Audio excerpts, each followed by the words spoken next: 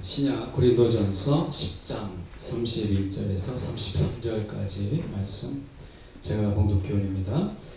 그런즉 너희가 먹든지 마시든지 무엇을 하든지 다 하나님의 영광을 위하여 하라. 유대인에게나 헬라인에게나 하나님의 교회에나 거치는 자가 되지 말고 나와 같이 모든 일에 모든 사람을 기쁘게 하며 자신의 유익을 구하지 아니하고 많은 사람의 유익을 구하여 그들로 구원을 받게 하라. 아멘. 젊음의 이슬이 머무는 예배라고 얘기했을 때 예배 타이틀을 젊음의 이슬이 머무는 예배라고 하는 이유는 이스라엘에게 있어서 이슬은 두 가지예요. 하나는 비가 내리지 않는, 비가 흔하지 않는 그 속에서는 이슬은 아침과 저녁의 기온차로 인해서 이슬이 맺히게 될 때 그것은 그들에게 있어서 생명이에요.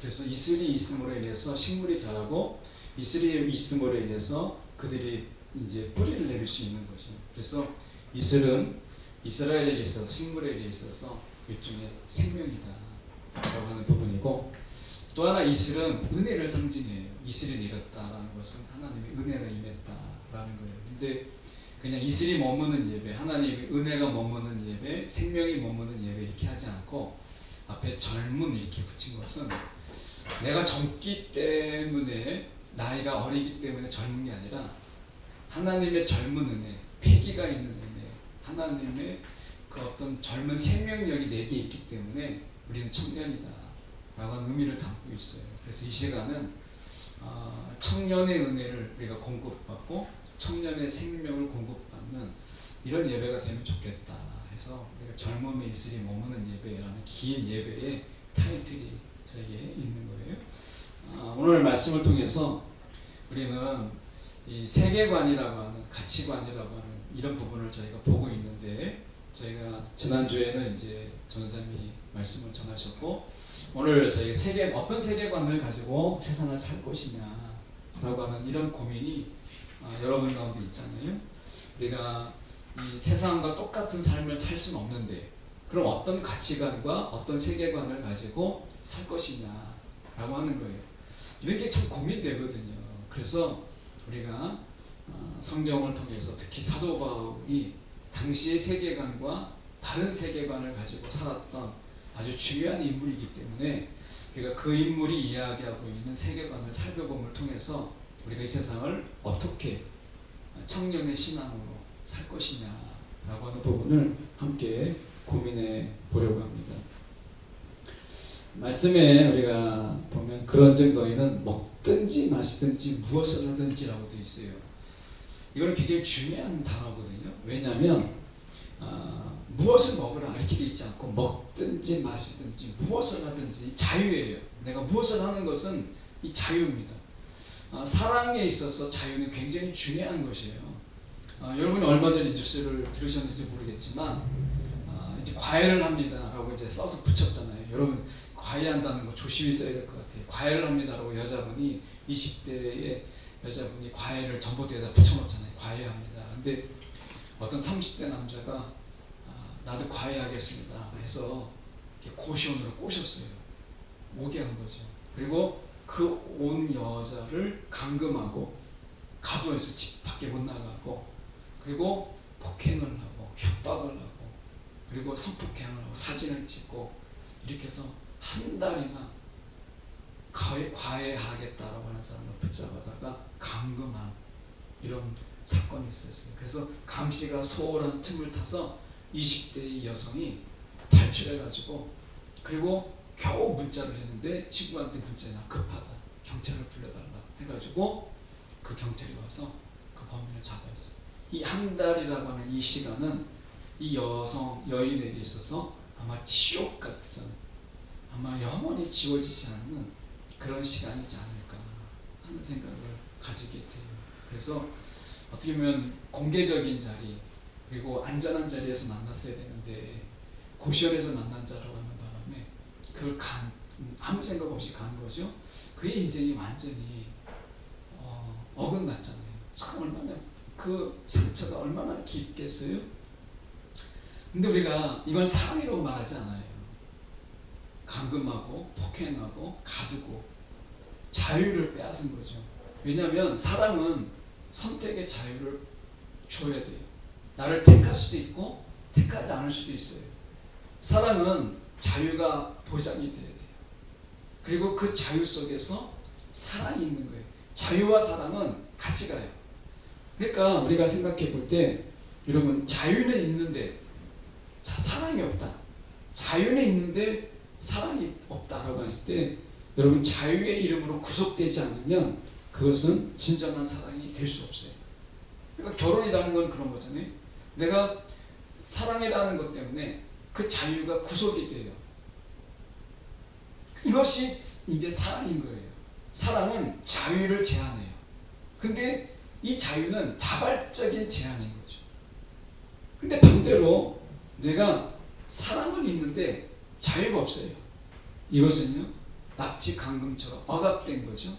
이것은 강요된 사랑으로 진정한 사랑이라고 말할 수가 없어요. 그래서 자유와 사랑이 같이 가는 거예요. 자유와 사랑이 같이 가요. 그런데 그래서 31절에 보면 그런즉 너희는 먹든지 마시든지 무엇을 하든지 자유잖아요. 그러니까 사도 바울은 지금 자유를 이야기하고 있는 거예요. 그런데 그 속에서 이 자유를 가지고 하나님의 영광을 위하여 하라라고 이야기하고 있는 거죠. 자, 하나님의 영광을 위하여 하라라고 하는 거예요. 그러니까 지금 보면 자유와 그 영광을 위하여 하라라고 했을 때 자유와 사랑, 자유와 영광을 같이 이야기하고 있다는 거죠. 자, 오늘 우리가 세상을 보면 하나님의 영광을 위하여 하라. 여러분 이것에 공감이 되세요? 하나님의 영광을 위해서 하라. 우리는 이것에 대해 선뜻 공감하기 어려워요. 왜냐하면 나 자신을 기쁘게 하는 삶이 최고의 삶이에요.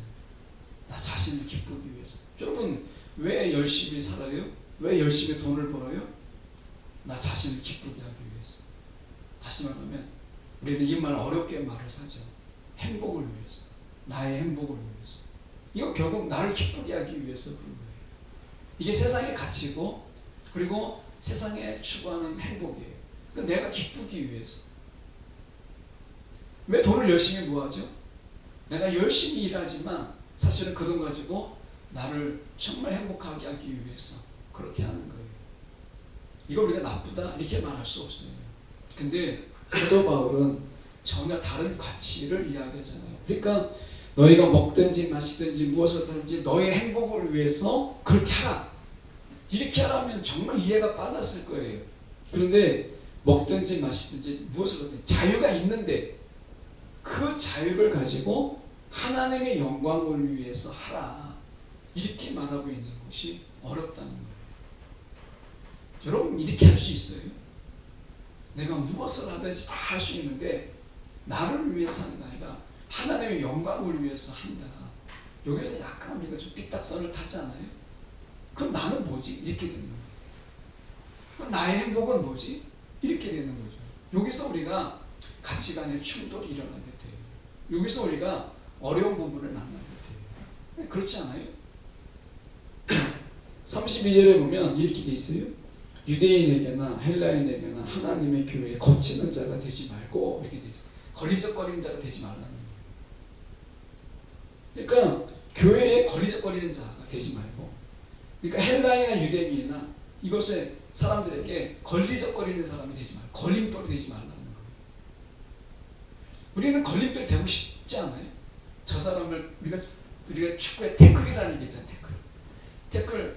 저도 축구할 때 제일 잘하는 게 태클이었어요. 공은 못 찾아가지만 사람을 넘어뜨리는 건 얼마나 잘했는지. 근데 이 태클이 공과 상관없는 거예요.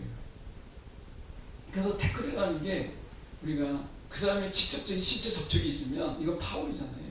근데 신체 접촉이 없는데 방어를 하기 위해서 내가 태클을 거는 것, 이거는 되거든요. 근데 제가 거는 태클은 다 사람을 꼬꾸라뜨리고 넘어뜨리고 잡아뜨리는 태클이었어요. 그래가지고 제가 축구를 하게 되면 저를 다 무서워했어요. 언제 태클이 들어올지 모르는 거예요. 잡아뜨리는 거죠. 사람의 걸림돌이 되는 거예요. 우리는 저 사람을 넘어뜨리더라도 내가 이길 수 있다면 이렇게 살잖아요. 이게 세상의 가치관이에요. 그러니까 사도 바울은 벌써 우리의 신자를 좀 불편하게 만들어요. 내가 행복하기 위해서 다른 사람을 넘어뜨리더라도 내가 이길 수만 있다면 이렇게 우리가 사는데, 이게 우리는 중요한 가치라고 보고 이게 승리의 원칙이라고 여기며 살아가잖아요.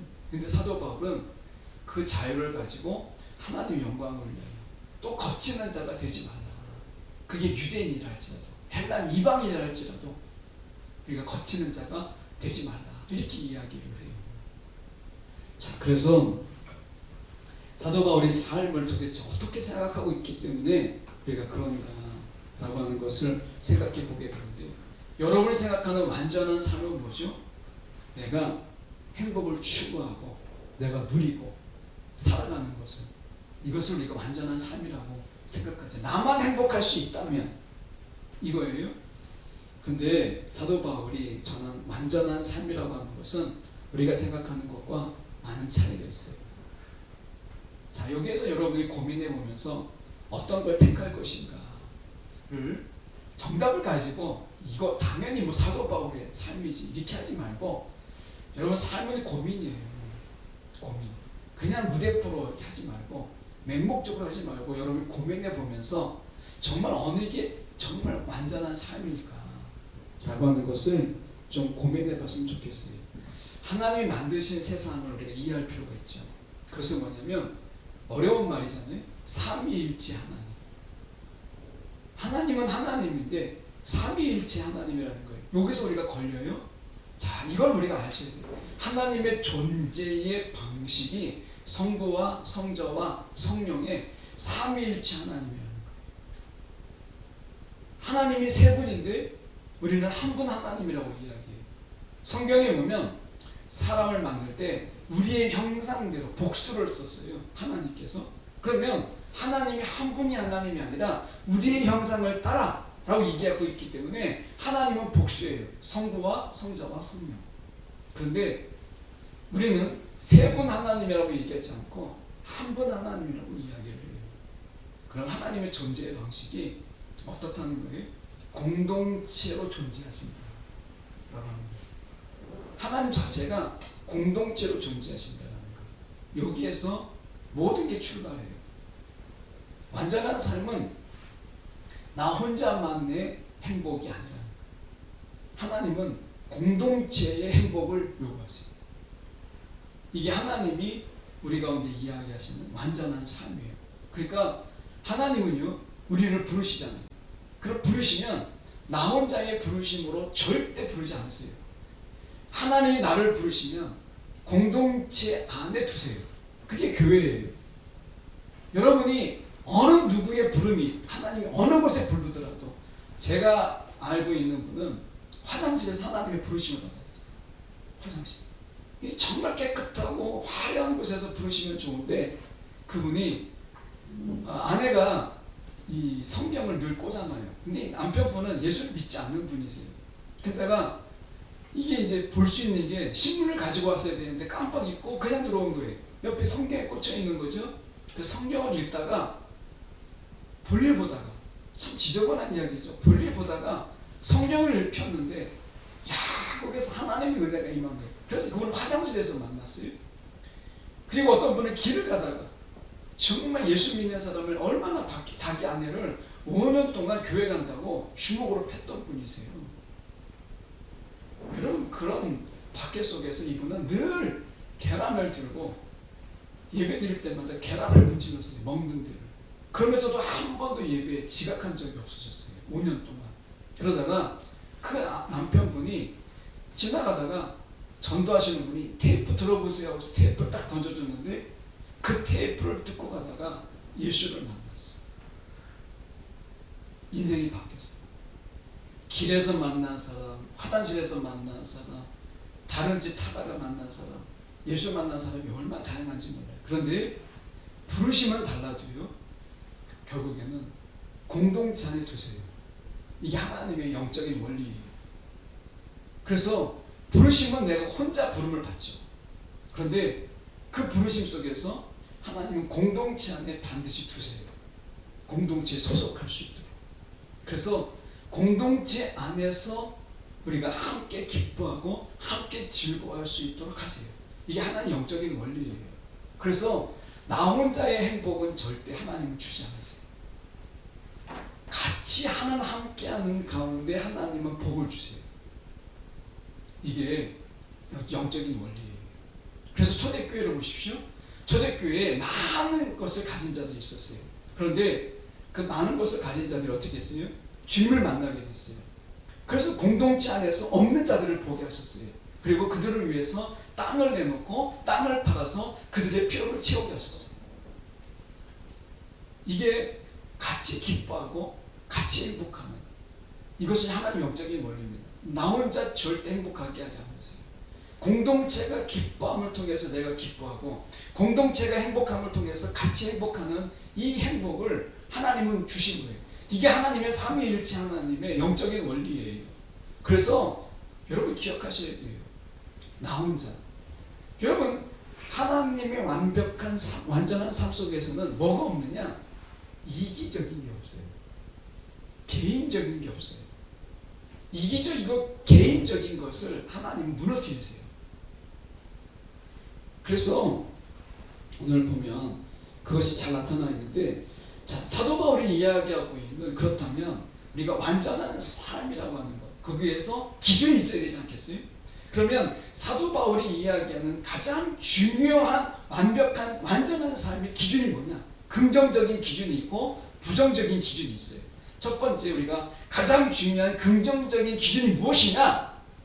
라고 하는 걸 봐야 되지 않겠어요? 자, 말씀을 통해서 보면 이렇게 되어 있죠. 다 하나님의 영광을 위하여 하라. 이게 사도 바울이 이야기하는 완전한 삶의 우리가 긍정적인 가장 중요한 기준이에요. 하나님의 영광을 위하여 하라. 근데 다 앞에 다가 붙어 있어요. 다 하나님의 영광을 위하여 하라, 이렇게 되어 있어요. 이 시간에 여러분 예배 드리잖아요. 이것도 무엇을 하든지에 다 포함돼요. 근데 이것도 하나님의 영광을 위해서 하라는 거예요. 여러분 이 앉아 있는 것도 하나님의 영광을 위해서 하라는 거예요. 그래서 우리는 예배의 자리도 내가 있는 게 아니라 하나님의 영광을 위한 자리인 거예요. 왜요? 여러분이 없다면 제가 이 자리에 서서 막 이렇게 소리 질러가면서 설교하겠어요? 듣는 여러분이 있기 때문에, 저를 봐주는 여러분이 있기 때문에 제가 설교할 수 있고 힘을 낼 수 있는 거잖아요. 이게 다 하나님의 영광을 위해서 하는 거예요. 여러분이 들어준다는 거, 앉아서 여러분의 눈을 마주쳐주고 여러분이 귀를 기울여준다는 것 자체가 예배를 더 힘이 나게 하는 거잖아요. 이게 하나님의 영광을 위해서 하는 거예요. 이게 기준이에요. 여러분이 어떤 삶을 살든지 간에 이 기준을 잊으면 안 돼요. 다 하나님의 영광을 위하여 하라. 이 기준을 여러분 마음에 새겨야 돼요. 이게 사도 바울이 이야기하는 완전한 삶의 긍정적인 기준이에요. 무엇을 하든지 그건 자유예요. 무엇을 먹든지 그건 자유예요. 여러분이 식당에 가서 하나님 메뉴가 여러 가지가 있는데 짬뽕과 짜장이 있고 막 삼순 짜장 복잡하잖아요. 기도하잖아요. 뭘 먹을까요, 하나님? 그 기도할 필요 없어요. 왜? 먹는 건 자유예요. 뭘 먹을까? 무엇을 마실까? 여러분 자유예요. 이 자유를 누리세요. 무엇을 할까? 여러분 자유입니다. 그런데 기준은 있어요. 그 자유의 기준이 있죠. 그 기준이 뭐냐? 다 하나님의 영광을 위해서 하는 거예요. 영광을 위해서. 여러분 TV 프로그램 볼 때 뭘 볼까? MBC를 볼까? KBS를 볼까? 막 기도하세요. 그럴 필요 없어요. 그냥 자유껏 보세요. 보고 싶은 대로 보세요. 근데 하나님의 영광을 위해서 하는 거예요. 기준이 지켜지면 나머지는 자유가 방종으로 빠지지 않아요. 타락이 되지 않아요.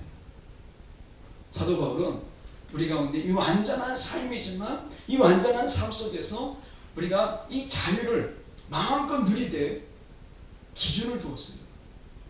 하나님의 영광을 위해서 하라고 하는 거예요. 그러면 부정적인 기준도 있지 않겠어요? 가장 중요한 우리가 부정적인 기준은 무엇이냐면 이렇게 얘기하잖아요. 유대인에게나 헬라인에게나 우리가 비그리스도인 또 박해하는 유대인들 그런 모든 자들 또 같은 우리가 신앙 안에 동료인 공동체 안에서 거치는 자가 되지 말라. 이것은 걸림돌 다시 말하면 상처를 주지 말라는 거예요. 상처를 주지 말라. 이게 우리가 가장 중요한 부정적인 기준이에요. 자, 가장 중요한 긍정적인 기준은 뭐예요? 하나님의 영광을 위해서 다 하나님의 영광을 위해서 하라. 이게 기준이에요. 부정적인 기준도 중요하죠. 상처를 주지 말라는 거예요. 상처. 그게 비그리스도이든 그리스도이든 우리의 공동체 안에 있는 사람이든 우리가 상처를 주지 마라. 자, 기준이 정해졌잖아요. 여러분 혹시 여러분의 자유함 때문에 다른 사람에게 상처를 주니까 믿지 않는 사람이라고 상처를 주고 그를 막 해집고 아프게 하고 하는 것이라면 여러분 그것은 하나님 앞에서 우리 가운데 주어진 그 완전한 삶, 자유와 사랑에 만끽하는 삶 속에서 그 기준을 넘은 거예요. 그러면 여러분 그 삶 속에 불행이 찾아와요. 행복 끝 불행이 시작해요. 하나님 우리 가운데 행복하기를 원하세요. 그런데 기준이 있다는 거예요. 상처 주지 마세요. 특히 우리나라에서는 말로써 상처를 많이 주죠. 말로써 얼마나 상처를 줍니까? 우리가 청년들을 대상으로 조사한 게 있어요. 청년들이 우리가 상처를 받는데 뭐 직장 생활하시는 분 여기 직장 생활하는 분도 있고 하는데 여러분 말로써 받은 상처가 굉장히 크잖아요. 여러분 직장 안에서도 그렇고 우리가 말로써 상처, 가정에서도 우리가 이 언어의 폭력이라고 하는 것은 굉장히 큰 거예요. 이 빌어먹을 놈아, 이 빌어먹을 놈아 이런 얘기 정말 많이 듣지요. 이 빌어먹을 놈아라는 게 뭐겠어요? 평생 거지로 살 놈아 뭐 이런 거잖아요. 육시라는 이건 얼마나 옛날 여러 들어보셨는데 육시라는 사지 육신 다 찢어버리는 거 이런 뜻이거든요. 얼마나 무서운 말이에요. 아무렇지도 않게 하는 육시라는 빌어먹을 놈아 이런 얘기. 여러분 이게 저주잖아요. 저주. 말로 상처를 받는 거죠. 근데 하나님이 우리 가운데 말씀하세요. 공동체 안에서 완전한 삶 속에서는 기준이 두 가지가 있죠. 가장 중요한 기준. 이 기준만 잊어도 여러분 잊지 않아도 여러분들의 삶은 달라질 수 있어요. 하나님의 영광을 위해서 하라. 무슨 일이든지 이 자유가 하나님 영광을 위해서 하는 일을 합니다. 여러분 신앙의 양심껏 선택을 하는 거예요. 여러분 짜장면 먹을까 짬뽕 먹을까 막 우리가 주여 3장 외치고 식당에 가서 주여 내가 뭘 먹을까 이렇게 기도할 필요가 없어요. 여러분이 먹고 싶은 대로 먹어요. 이 건강함으로 하나님의 영광을 위해서 사세요. 뭘 먹든지 상관없는 거예요. 여러분 기준을 지키세요. 이 안에서는 자유가 있는 거예요. 그리고 부정적인 기준이 참 중요해요. 상처를 주지 말라는 거예요. 상처. 예. 지금 학폭이 많이 문제가 되잖아요. 연예인들이 좀 뛸만 하면 학폭이다. 프로야구 선수들도 좀 뛸만 하면 학폭이다 이런 얘기를 하는데 여러분 상처 주지 마세요. 반드시 그 상처는요 드러나게 돼 있어요. 성경의 말씀에 보면 피 뿌리는 자, 땅에 피 뿌리는 자, 그 땅의 울부짖음을 하나님이 들으신다고 이야기했어요. 여러분 상처 주지 마세요. 이게 가장 중요한 긍정적 기준과 가장 중요한 부정적 기준이에요. 그리고 그 안에 우리가 하나님이 상식적인 긍정적 기준과 상식적인 부정적 기준을 더 첨언하셨어요. 사도 바울을 통해서. 자 보시면 이렇게 얘기하죠. 더 보면 33절에 나와 같이 모든 일에 모든 사람을 기쁘게 하여 자신의 유익을 구하지 않냐고. 자신의 유익을 구하지 않는다. 이 말은 우리가 보면 상식적인 부정적 기준은 자신의 유익을 구하지 말라. 자신의 유익. 이게 상식적인 부정적 기준이에요. 자신의 유익을 구하지 말라. 그럼 긍정적인 상식적인 기준이 뭐겠어요? 모든 사람의 유익을 고려하라. 그러니까 나의 개인의 유익을 추구하지 말고 모든 사람의 유익을 추구하라. 이게 상식적인 부분 속에서 하나님이 함께 더불어 사는 완벽한 완전한 삶의 기준으로 우리 가운데 제시하고 있다는 거예요. 보면 우리가 다른 사람의 관심이 어디에 있는지, 그리고 우리가 다른 사람의 보편적인 삶 속에서 우리가 어떻게 살고 있는지를 인정해 주라는 거예요. 예. 다른 사람이 어떻게 살고 있는지 인정해 주라는 거예요. 우리가 다른 사람의 유익을 구한다라고 하는 것은 그 사람을 복되게 하고 그 사람을 행복하게 하고 그 사람을 돕는 거잖아요. 여러분, 이건 지극히 상식적인 부분이에요. 그런데 이 상식이 지켜지지 않고 있다는 거예요. 이 상식이. 세상은 이 상식을 지키는 걸 어리석이, 바보다, 어리석다라고 얘기해요. 그런데 여러분, 우리가 삶을 살아가면서 이 상식의 기준을 지켜가는 것이 중요해요. 나의 유익을 추구하지 않고 모든 사람의 유익을 추구하는 것. 이게 나를 유익하게 하는 건지 모두를 유익하게 하는지를 돌아보라는 거예요. 이게 완전한 삶의 하나님의 기준이 상식적인 기준. 그런데 이것이 안 지켜지는 거예요. 어떻게 모든 사람을 행복하게 하는 게 아니라 나를 행복하게 하는 것 때문에 모든 사람을 불행하게 만들고 모든 사람을 괴롭히고 모든 사람을 아프게 하는, 이게 서슴없이 행해지고 있잖아요. 이거는 하나님이 상식을 깨는, 모든 사람을 불행하게 하는 요인이 되는 거죠. 여러분, 우리가 생각해 볼 때 이래서 이런 구체적인 목표를 사도 바울이 제시합니다. 그게 뭐냐면 33절 하반절에 보시면 우리가 그들로 구원을 받게 하려 합니다 라고 얘기해요. 이렇게 살면 내가 믿는 예수 그리스도를 그들도 믿게 되고 내가 아는 예수를 그들도 알고 싶게 하는 거예요. 전도는 여러분 이 기준을 맞추며 사는 거예요. 이게 전도예요. 삶이 전도라는 이유가 바로 이거예요. 삶이 전도는 결국에는 내가 가장 중요한 긍정적인 기준, 하나님 영광을 위해서 하는 거예요. 부정적인 기준을 지키는 거예요. 상처를 주면 안 돼요. 혹시 우리가 살다가 보면 말로서 상처를 주고 때로는 우리가 폭행을 하기도 하고 때리기도 하죠.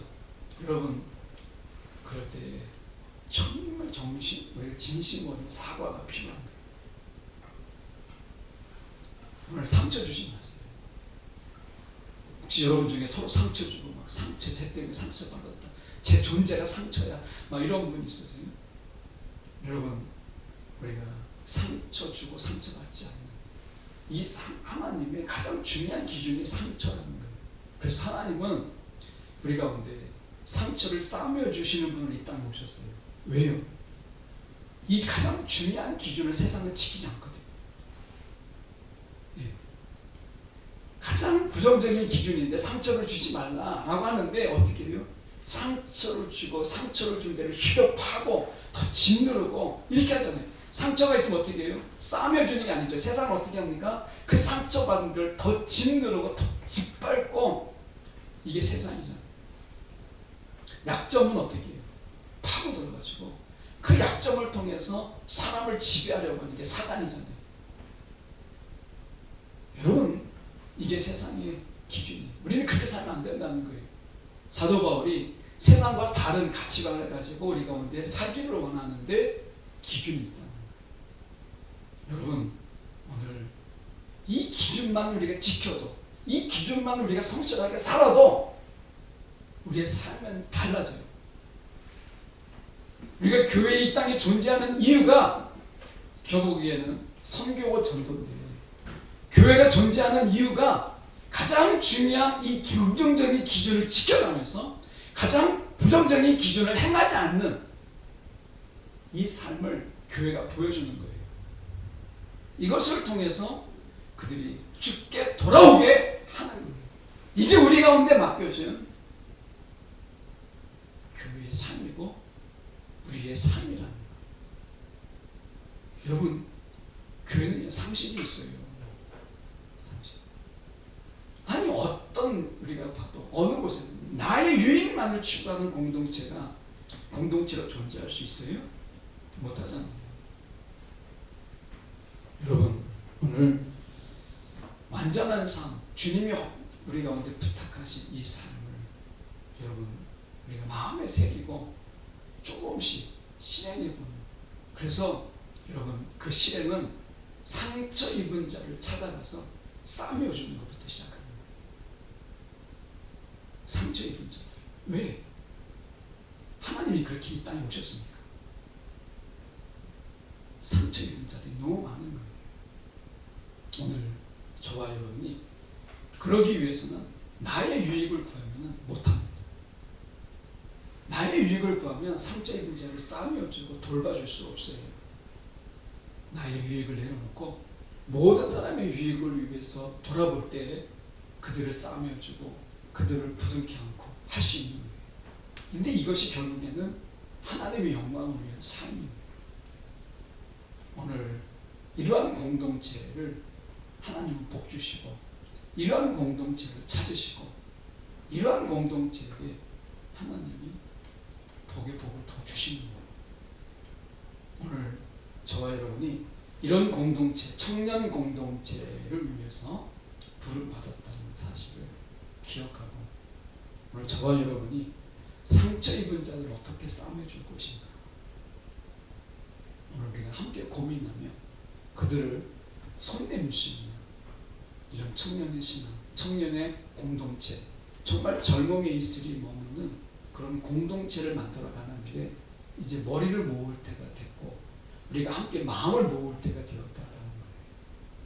이것을 우리가 통해서 우리가 완전한 삶, 비로소 우리는 행복을 누리는 거예요. 행복. 너 없는 나는 행복이 없어요. 하나님은 이 공동체 안에서 기쁨을 더 크게 하심을 통해서 우리의 기쁨을 크게 하시는 이 영적 원리로 우리를 이끌고 계시다는 거예요. 오늘 저와 여러분이 오늘 청년 공동체, 어떤 청년 공동체를 만들어 갈 것인가. 오늘 세상과 다른 이 교회라고 하는 공동체를 통해서 우리가 하나님의 영광이 되는 그런 귀한 공동체로 자라가기를 간절히 소망합니다. 기도하겠습니다. 사랑이 많으신 하나님 아버지, 주님의 시간에 기도합니다. 주님께서 이 시간 우리 가운데 함께하여 주시옵시고 주님께서 우리 가운데 동행하여 주셔서 온전히 우리가 하나님을 바라보고 하나님이 정해주신 이 자유와 사랑에 하나님 가장 긍정적인 기준, 가장 부정적인 기준 우리가 헤아리며 살아가는 청년의 신앙으로 우리를 인도하여 주옵소서. 살아계신 예수 그리스도를 받들어 기도드립니다. 아멘.